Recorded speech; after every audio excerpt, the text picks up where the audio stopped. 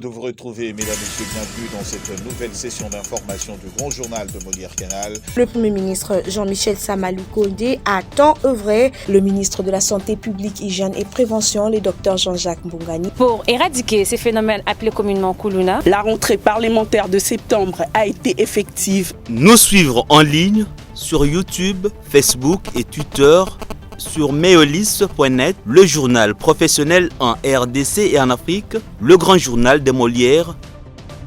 20h30, minuit juste, 8h et 12h30. Mesdames, Messieurs, vous avez été nôtres à suivre cette session d'information du Grand Journal de Molière.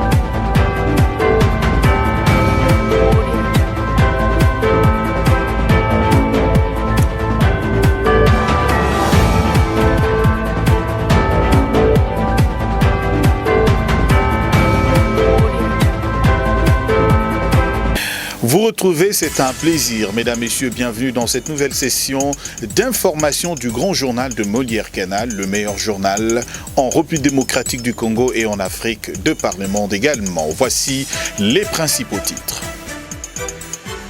Le chef de l'État Félix-Antoine Tshisekedi a présidé la cérémonie de passation du commandement entre le général Christian Chiwewe et le général-major Ephraim Kabi Kiriza, tous deux de la garde républicaine au Kanchas. L'unité de la police nationale congolaise, GEMI, communément appelée Oudjana, a fait encore une nouvelle victime dans la commune de Kimbanteke. Le jeune Omar Eyuka, 18 ans, un footballeur reconnu dans le milieu du football à Kimbanteke, est mort d'une bavure policière. Et puis, âgé de 32 ans, laisse derrière lui 2 enfants et une grossesse de 8 mois. C'est depuis le 3 mai 2022 que le cadavre d'un policier, Lukingama Kazazar Orly, traîne encore à la morgue du Kankokolo. Ni le gouverneur de la ville, ni moins encore l'inspection provinciale de Kinshasa ne se prend en charge les obsèques de ces policiers du 2e classe. C'est tout pour les sommaires. Le journal Roland Issot. Le chef de l'État, Félix-Antoine Tshisekedi Tshilombo, a présidé la cérémonie de passation de commandement entre le lieutenant-général Christian Chiwewe Songesha et le général-major Ephraim Kabi Kiriza, tous deux de la garde républicaine au camp colonel Tchati. Suivez. Tout a commencé par la parade de l'unité spéciale de protection du président de la République menée par le général Christian Chiwewe Songesha, commandant sortant de la garde républicaine, nommé chef d'état-major de forces armées de la République démocratique du Congo.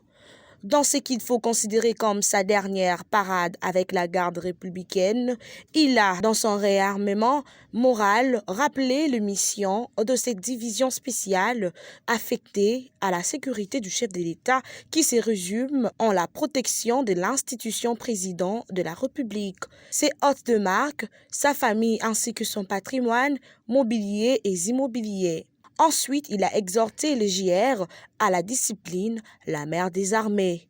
Il a profité pour rappeler à l'intention de l'élite de la protection du chef de l'État la devise « Ne jamais trahir mon président » comme serment de loyauté au commandant suprême des forces armées et de la police nationale. Ensuite est intervenue la cérémonie de la passation, le président de la République ayant lui-même fait le déplacement au camp colonel Tchati pour présider la cérémonie d'entrée de jeu, passer les troupes en revue avant que l'on procède à la lecture de l'ordonnance nommant la nouvelle équipe dirigeante du commandement de la garde républicaine. Chapeautée par le général-major Ephraim Kabi Kiriza, qui succède au lieutenant général Christian Chiwewe, nommé chef d'état-major général au sein de FARDC.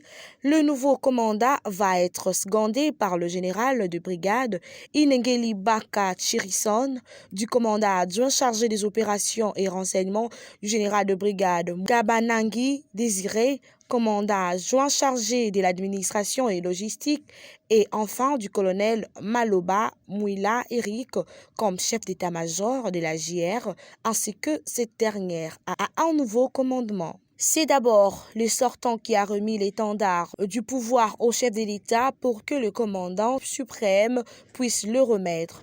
À son tour, au nouveau commandant de la garde républicaine, le général est le dernier à remettre l'étendard, symbole de pouvoir, au chef de l'État qu'il a transmis au commandant Ephraim Kabi avec ces mots. Je te remets cet étendard, symbole du pouvoir que tu vas exercer jusqu'au sacrifice suprême. On reste encore à la première institution du pays, cette fois-ci.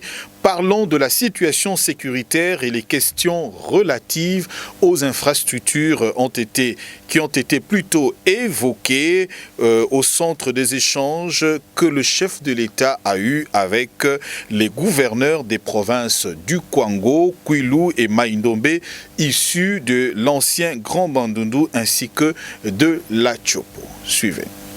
Willy Ichindala, gouverneur de la province du Kwilu, a parlé au nom de ses collègues de Mai-Ndombe et du Kwango, a déclaré qu'ils sont venus rencontrer les chefs de l'État, garants de la nation, pour échanger au sujet des déplacés dans leur province à la suite du conflit Teke-Yaka dans les territoires des Kwamouth.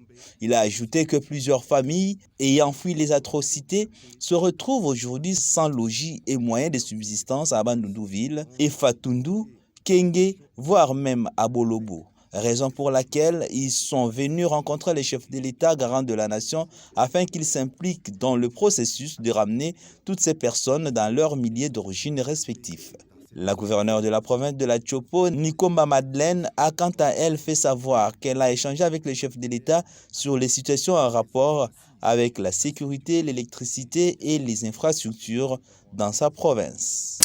En visite en République démocratique du Congo, la comtesse de Wessex, Sophie Rice-Jones, ambassadrice de bonne volonté de la famille britannique, a visité l'hôpital de Panzi du docteur Denis Mukwege et a été également reçue par le président de la République, Félix Tshisekedi, à la Cité de l'Union africaine. Suivez. Son Altesse royale est à la tête d'une forte délégation composée notamment du ministère d'État des Affaires étrangères du Commonwealth, Lord Armand Taring. La lutte contre les violences faites à la femme ont dominé ce qu'on peut considérer comme une séance de travail compte tenu de la durée de l'audience.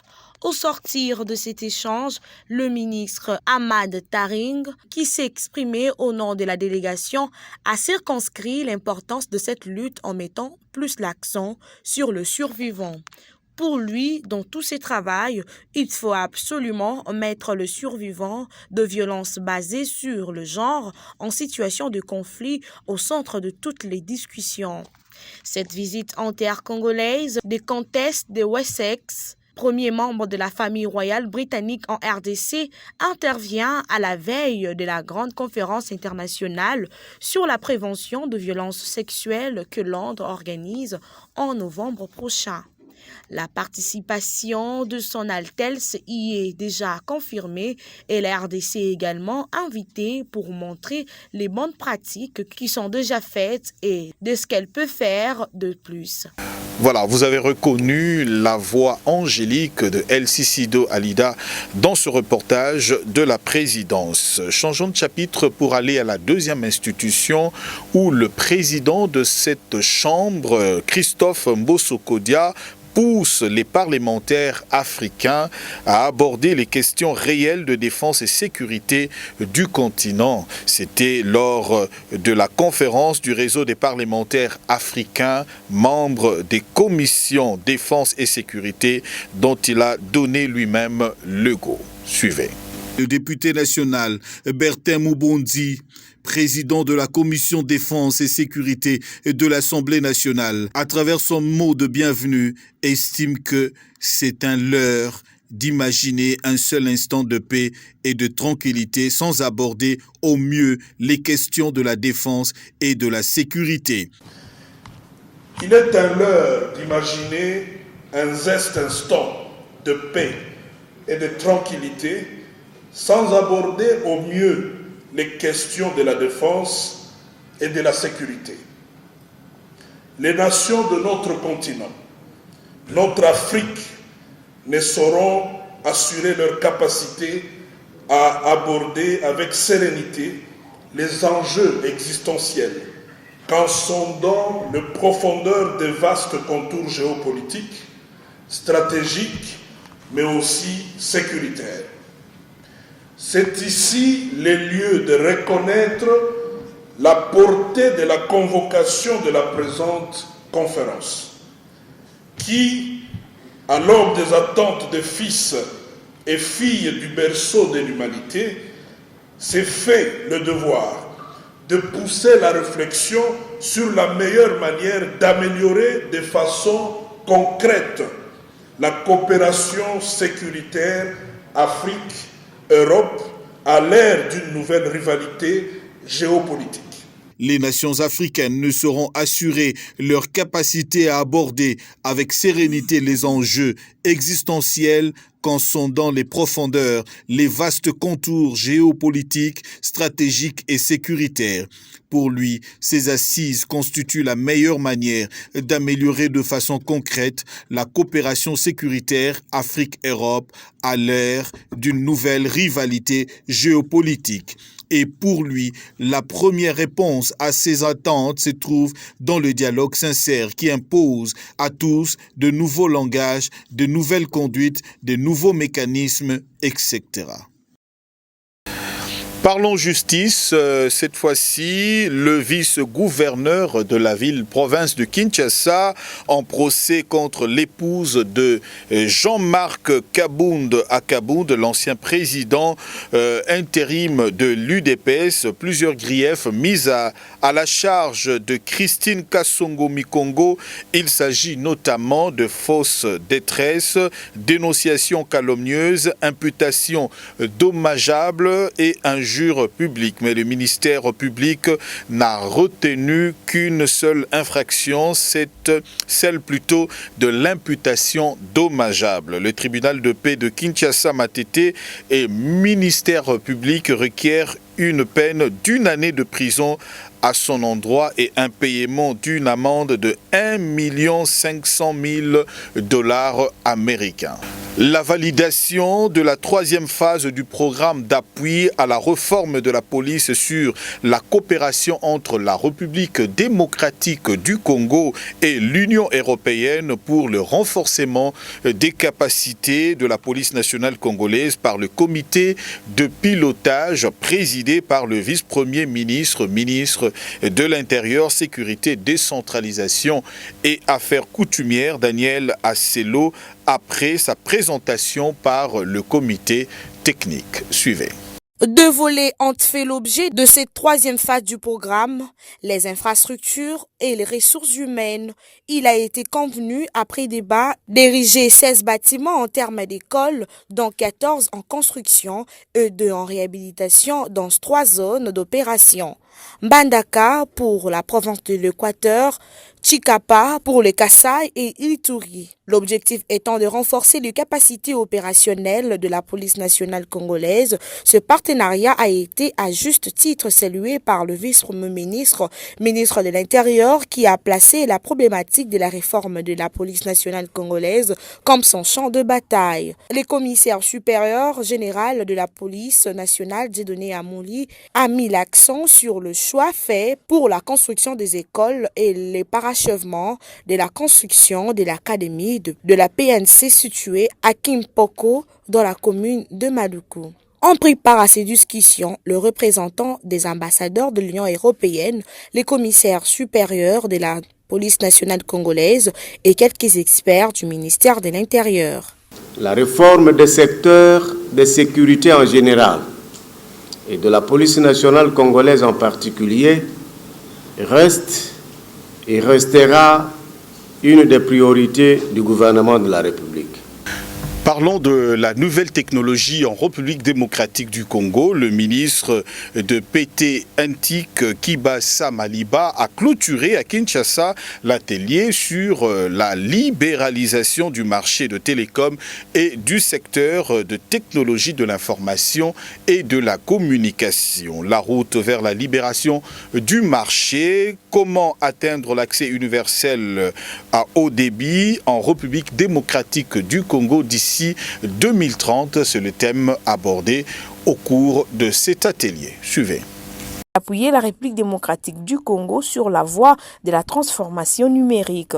Occasion pour le patron de PT Antique en RDC de féliciter tous les participants pour les recommandations aussi bien innovantes que pertinentes qui se sont dégagées à ces échanges.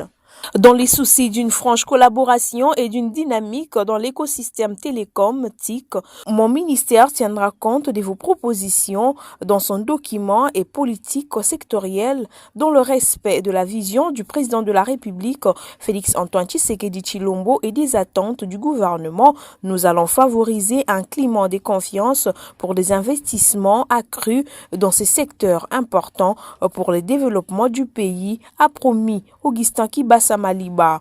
Lors de travaux, plusieurs exposés ont captivé l'assistance.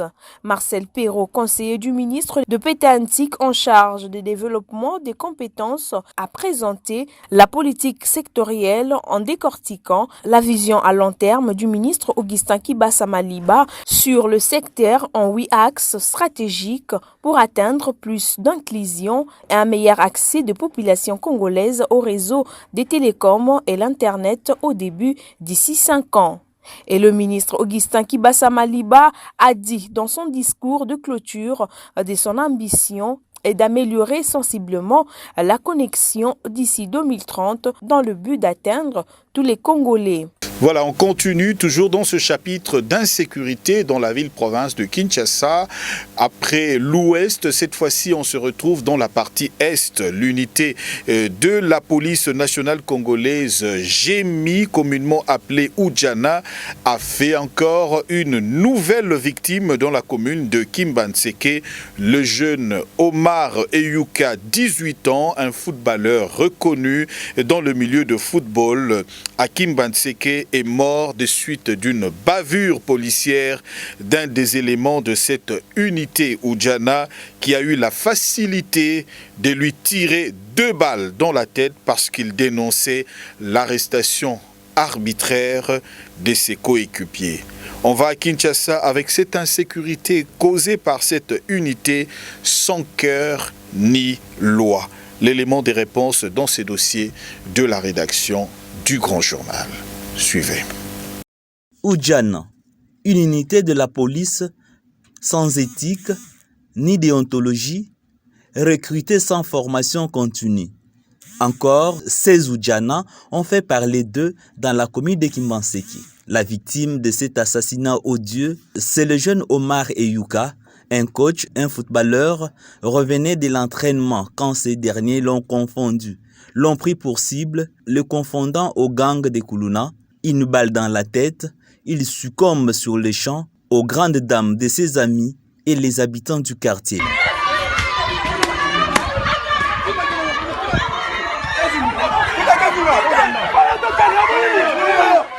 Quel drame odieux, une lâcheté, un crime contre l'humanité. Informé de la situation, Junior Nembalemba, rapporteur de l'Assemblée provinciale, dénonce ce crime. Je dénonce cette énième bavure policière à Kimbanseke de l'unité GEMI Oudjana dont j'ai moi-même été victime récemment.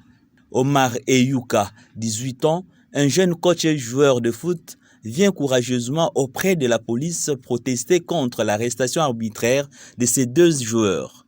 Énervé, un policier lui prend pour cible et l'abat à bout portant sur 2 coups de balle. Informé du drame de l'assassinat du jeune Omar, Sans tarder, j'ai saisi le commissaire provincial de la police de Kinshasa, le général Sylvano Kassongo, qui a dépêché en toute urgence une équipe pour mettre la main sur l'auteur du crime. Peu après, je me suis rendu personnellement auprès de la famille de la victime afin de témoigner ma compassion et apporter mon assistance. Le sang d'Omar et Yuka crie vengeance. Trop c'est trop. L'inspection provinciale de la police est pointée du doigt pour le non-encadrement de cette unité Oudjana qui terrorise au même titre que le Kuluna la ville de Kinshasa. Il se distingue également dans la tracasserie routière, opère en toute impunité comme si de rien n'était. Oudjana, tout le monde en parle. C'est un autre gang de terreur qui sème la panique au même titre que le Kuluna. Certains vont loin jusqu'à dire que la plupart de ces policiers non encadrés sont des récidivistes, des anciens Kuluna convertis en policiers, n'ayant pas suivi le code ni la discipline des armées. Justice, rien que la justice. Le gouvernement congolais est appelé à collaborer avec les représentants des travailleurs qui portent des revendications, les aspirations de cette masse laborieuse en lieu et place d'instaurer un dialogue social qui se présente de manière bancale entre les différentes sortes de syndicats. Ces propos sont de Félicité Ntanga, coordonnatrice de l'ONG collectif de femmes et enfants pour la vie et le développement. Elle est interviewée par El Sisido Alida. Merci beaucoup, je vous salue, je vous remercie de cette invitation. Comme vous le savez, nous avons fêté le 5 octobre, mondialement parlant, c'est une journée consacrée à l'enseignant. Et ici en République démocratique du Congo, nous l'avons fêté et au niveau de la synergie des syndicats du Congo et avec tous les camarades enseignants, et nous avons porté notre voix et cela nous a fait que nous puissions aussi faire entendre notre voix à travers cette journée qui est célébrée mondialement. Donc il faudrait que vraiment le gouvernement puisse revoir bien ces tirs pour résoudre les problèmes une fois pour toutes. Parce que si le dialogue social n'est pas très bien compris, et je ne vois pas comment il y aura la paix sociale.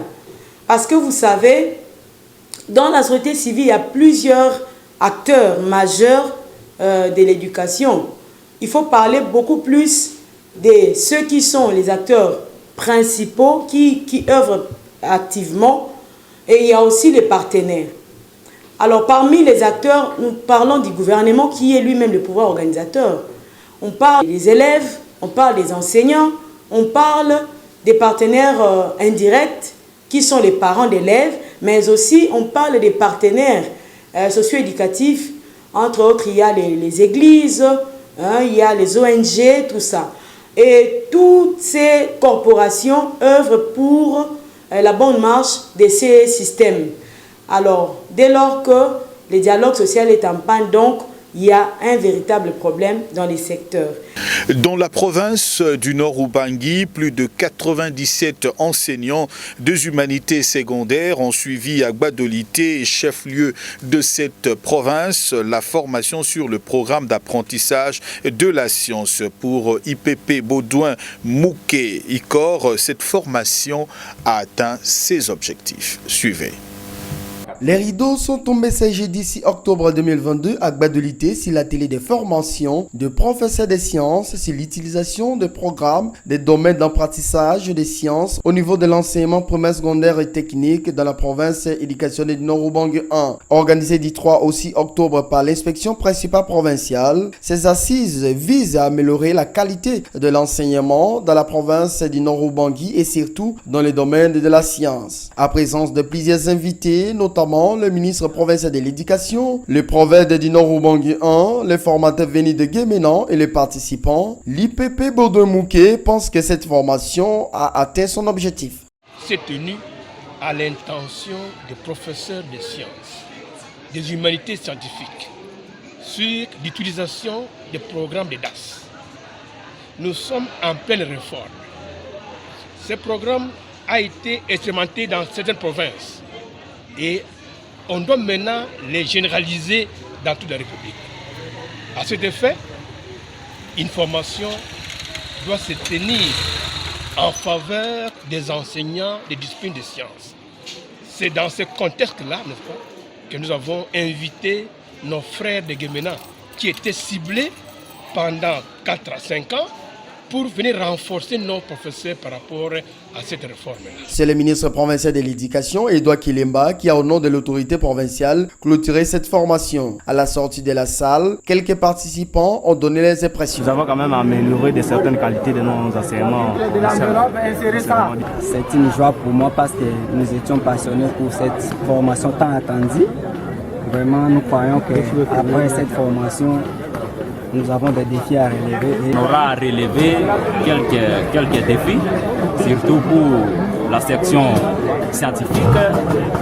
Nous étions un peu choqués pour les résultats de l'année dernière, mais cette fois-ci, on fera des nommés.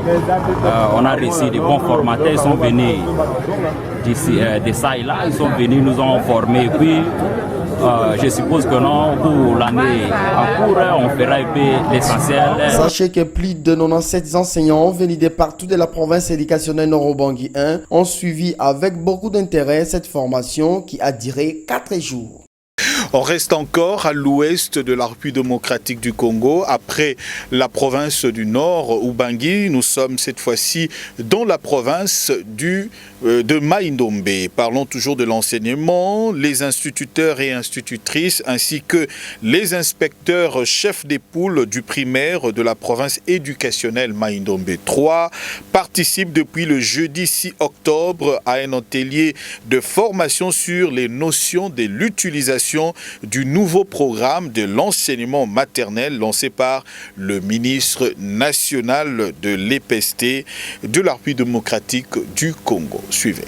C'est par ces mots que le directeur de la province éducation de Mai-Ndombe 3 a donné le coup d'envoi des assises de formation des instituteurs et institutrices des établissements scolaires maternels de la province éducation de Mai-Ndombe 3, prévues du 6 au 14 octobre prochain. Pendant 8 jours, ces acteurs pédagogiques des maternelles seront outillés sur les notions de l'utilisation du nouveau programme de l'enseignement maternel national, lequel programme révisé contenant plusieurs innovations a été lancé par le ministre national de l'EPST, Jacques Mpinda. Ce programme qui a été révisé et qui contient beaucoup d'innovations. Nous amenons 2 modules de formation. Le premier module va parler de l'interprétation du programme national et le deuxième module parlera de l'exploitation du nouveau programme national. Pour l'inspecteur principal provincial Cosmas Yema, c'est une grande opportunité de recevoir cette formation qui bénéficiera aux filles et fils du Mai-Ndombe, d'où le sérieux et l'assiduité doivent être observés afin que cela soit un succès total. Nous avons fait des efforts pour que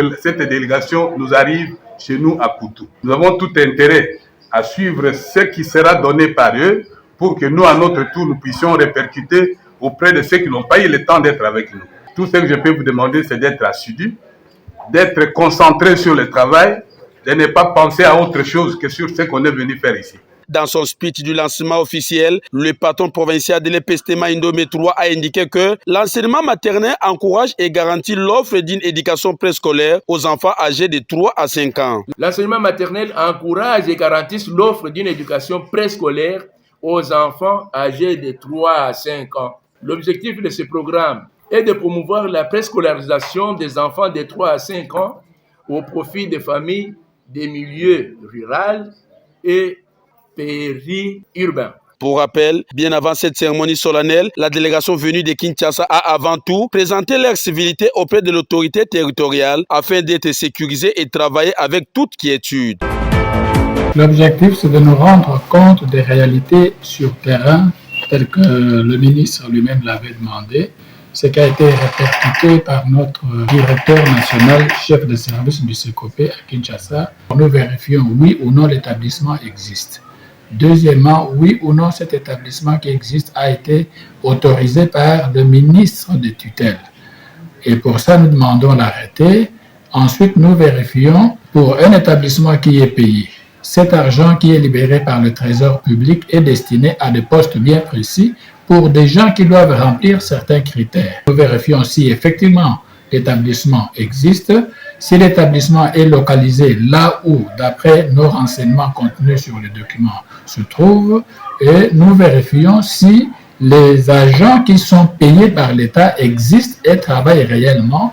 Voilà, mesdames, messieurs, c'en est fini avec cette session d'information du grand journal coordonné par Jean-Pierre Moïse, assisté par Elsie Sido Alida. Cette session d'information a été filmée par Maximilien Sala et Céline Diomi. Ainsi, on a retrouvé au montage Moïse Bouilou.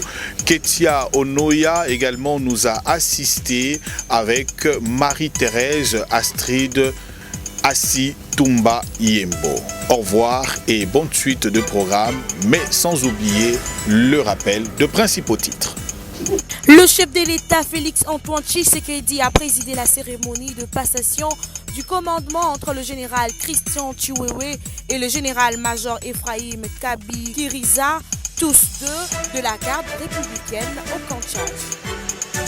L'unité de la police nationale congolaise, GEMI, communément appelée Oudjana, a fait encore une nouvelle victime dans la commune de Kimbanteke. Le jeune Omar Eyuka, 18 ans, un footballeur reconnu dans le milieu du football à Kimbanteke, est mort d'une bavure policière. Et puis, âgé de 32 ans, laisse derrière lui 2 enfants et une grossesse de 8 mois. C'est depuis le 3 mai 2022 que le cadavre d'un policier, Lukingama Kazazar Orly, traîne encore à la morgue du Kankokolo.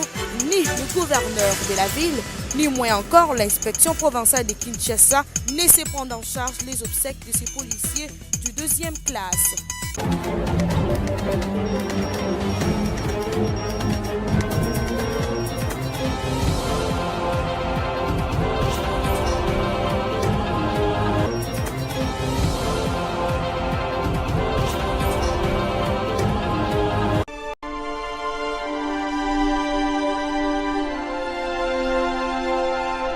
Je suis clairvoyant.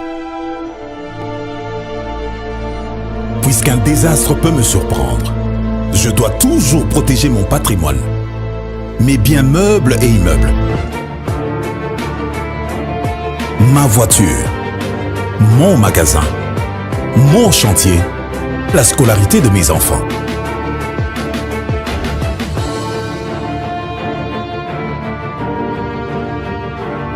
Heureusement, la SONAS a démontré sa capacité à couvrir les risques et à prendre correctement en charge l'assuré, ainsi que toutes les victimes en cas de sinistre.